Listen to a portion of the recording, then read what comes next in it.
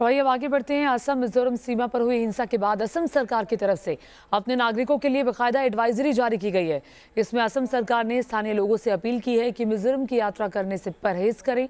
साथ ही मिजोरम में रहने वाले असम के लोगों से कहा गया है कि वो सावधानी बरतें।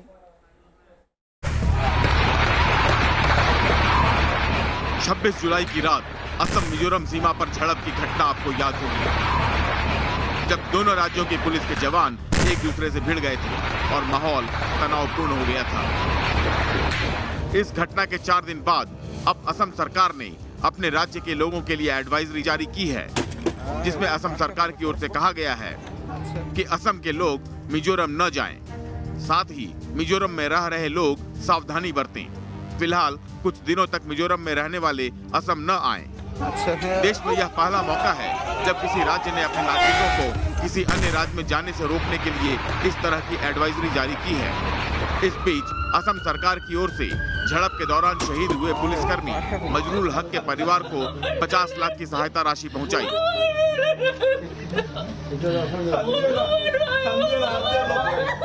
असम सरकार के मंत्री और कछार के डीएम शहीद के परिवार वालों से मिले और चेक उनके परिवार को सौंप दिया। हमको बहुत बुरा लग रहा है कि आज ये हादसा हुआ है, जिसके वजह से हमको मिलना पड़ रहा है। ये अमर रहेंगे हमेशा, ये शहीद जो दिए हैं देश अपने स्टेट के लिए एंड उनके फैमिली के लिए, उनके बच्चों के लिए। हमारी पूरी दुआ, हमारी पूरी आशा कि ये जो बेसिक सपोर्ट है उनको थोड़ा आगे बढ़ने में हेल्प। आपको बता दें कि बीते सोमवार को असम मिजोरम पर सीमा विवाद के बीच मिजोरम पुलिस ने असम के अधिकारियों की एक टीम पर गोलीबारी कर दी थी, जिसमें असम पुलिस के 5 कर्मियों और 1 नागरिक की मौत हो गई थी। एक पुलिस अधीक्षक सहित 50 से अधिक लोग जख्मी हो गए थे। हिंसा के बाद बुधवार को मिजोरम और असम के अधिकारियों के साथ केंद्रीय गृह मंत्रालय ने बैठक भी की। गृह मंत्री अमित शाह ने दोनों राज्यों को शांति बरतने की अपील की, लेकिन तनाव अब भी बरकरार है। मिजोरम से लगती असम के कछार और हैलाकांडी जिलों की सीमा पर पिछले साल से तनाव बढ़ा है। वहां मकानों को जलाने और जमीन पर अतिक्रमण करने की घटनाएं कई बार सामने आई हैं। दोनों राज्यों के बीच करीब 165 किलोमीटर लंबी सीमा पर विवाद है। Team news nation. आइए आगे बढ़ते हैं। पॉर्न फिल्म रैकेट में फंसे राज कुंद्रा की मुश्किलों में हर बढ़ते दिन के साथ इजाफा होता जा रहा है। अब तक पुलिस ये खुलासा कर चुकी है कि किस तरह से ये वल्गर वीडियो लंदन भेजे जाते थे, इस डर्टी कंपनी से कितनी कमाई होती थी। लेकिन अब न्यूज़ नेशन पर पहली बार बोलेंगी राज कुंद्रा की डर्टी कंपनी के विक्टिम यानी शिकार, वो लड़कियां जिन्हें बरगलाकर इस धंधे में खींचा गया और फिर डरा धमकाकर अश्लील फिल्मों में काम करने के लिए मजबूर किया गया। इन लड़कियों की ज़बानी सुनिए वल्गर वीडियो की काली कहानी। उसी दौरान मतलब उठा के बेड में लेके गए, कुछ भी महसूस नहीं हो रहा था नॉर्मल। तो अगर ये लिंक शेयर किधर होता है, लीक होता है, तो फिर इसकी जिम्मेदार मैं खुद हूँ और कोई नहीं। मुझे नहीं हो रहा था तो मुझे चिल्ला भी रहे थे कि करो करो।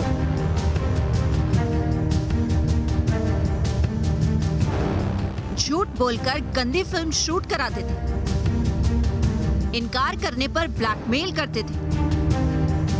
ये है वो सनसनीखेज खुलासे जो राज कुंद्रा की डर्टी कंपनी को लेकर हुए हैं। और ये खुलासे सामने आए हैं उन लड़कियों की जुबानी जो राज कुंद्रा की डर्टी कंपनी की शिकार हुई, जिन्हें अश्लील फिल्मों में घटिया सीन देने पर मजबूर किया गया। अब जब राज कुंद्रा और उनकी टीम पुलिस के शिकंजे में फंस चुकी है, तो ये लड़कियां जमाने के सामने आकर उस दर्द को बयां करने की हिम्मत कर पाई, जिसकी वजह है कुंद्रा की डर्टी कंपनी।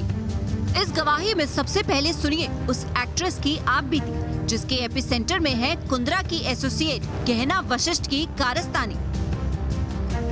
इस लड़की ने अपने स्टेटमेंट में गहना वशिष्ठ से हुई बातचीत का पूरा लेखा जोखा दिया है। सुनिए और समझिए किस तरह इस लड़की के मुताबिक गहना ने उसे मजबूर किया।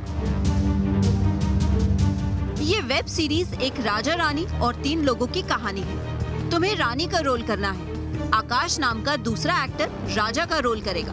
तुम इस वेब सीरीज में पूरे कपड़े पहनकर अपना रोल करोगे। बंगले के अंदर चलो, वहीं ही पूरी शूटिंग होगी। चलो शूटिंग के लिए तैयार हो जाओ। आपने कहा था कि शूटिंग के दौरान कुछ गलत नहीं होगा। मेरे साथ बदतमीजी की गई, उन हरकतों को भी शूट किया गया। मैं आगे से ऐसा नहीं करूंगी। तुम कपड़े बदलो और आगे की शूटिंग पूरी करो। आप प्लीज मुझे जाने दो, मुझे ऐसा कुछ नहीं करना। शूटिंग के लिए 10 लाख का खर्च हो चुका है। अगर तुम्हें शूटिंग नहीं करनी तो 10 लाख रुपए भरो। ये भरपाई तुम्हें ही करनी पड़ेगी। मेरे पास तो इतने पैसे नहीं हैं। तुम कपड़े पहनो और जो तुम्हारे साथ हुआ है या फिर इस शूटिंग का जिक्र तुम किसी से नहीं करोगी। तुम पुलिस को इस बात के बारे में कुछ नहीं बताओगी। एक्ट्रेस के पुलिस स्टेटमेंट से मिली जानकारी साफ साफ इशारा करती है कि गलत काम न करने पर पॉर्न फिल्मों के ये रैकेटियर लड़कियों को डराते थे, धमकाते थे। कुंद्रा की डर्टी कंपनी न सिर्फ वल्गर वीडियो बनाती थी बल्कि अपनी सिक्योरिटी के लिए जबरन ऐसे वीडियो भी शूट कराती थी जिसमें एक्ट्रेस को कबूलनामा होता था कि वो अपनी मर्जी से वल्गर वीडियो शूट करती है। ऐसे ही एक कबूलनामा उस एक्ट्रेस को भी बनाना पड़ा था जिसने न्यूज नेशन पर डर्टी कंपनी के गिनहोने खेल का खुलासा किया था। जो भी मैंने सीन्स किए इसमें और किसिंग सेंस एंड ऑल जो भी किया न्यू सेंस, तो वो किसी के दबाव के नीचे आके नहीं किया। जो भी किया मैंने अपनी मर्जी से किया।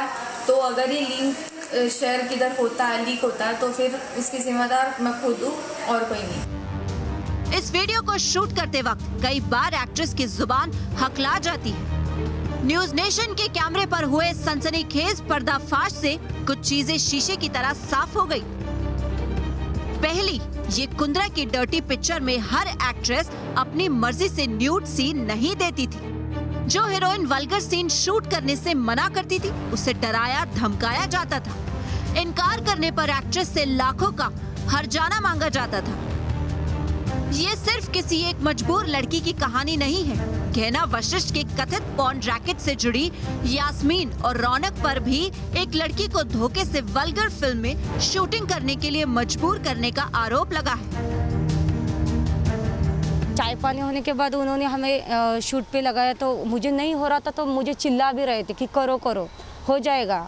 और एक लेडीज सिखा रही थी, एक लेडीज बता रही थी। और फिर उसी दौरान मतलब उठा के बेड में लेके गए। बाद में अंदर जाते हैं तो किसिंग सीन होने वाला था। मैंने बोला मुझे नहीं होगा, मुझे नहीं हो जाएगा मैडम, हो जाएगा आपको। बाद में जब मतलब ज़्यादा ओपन सीन मुझे पता चला तो मैं बोली मुझे नहीं होगा, मुझे तो 2-3 जन मुझे चिल्ला रहे थे करो करो होगा। नहीं, कुछ भी नहीं। जब से 8 साढ़े 8 बजे से गई थी तो कुछ भी महसूस नहीं हो रहा था नॉर्मल।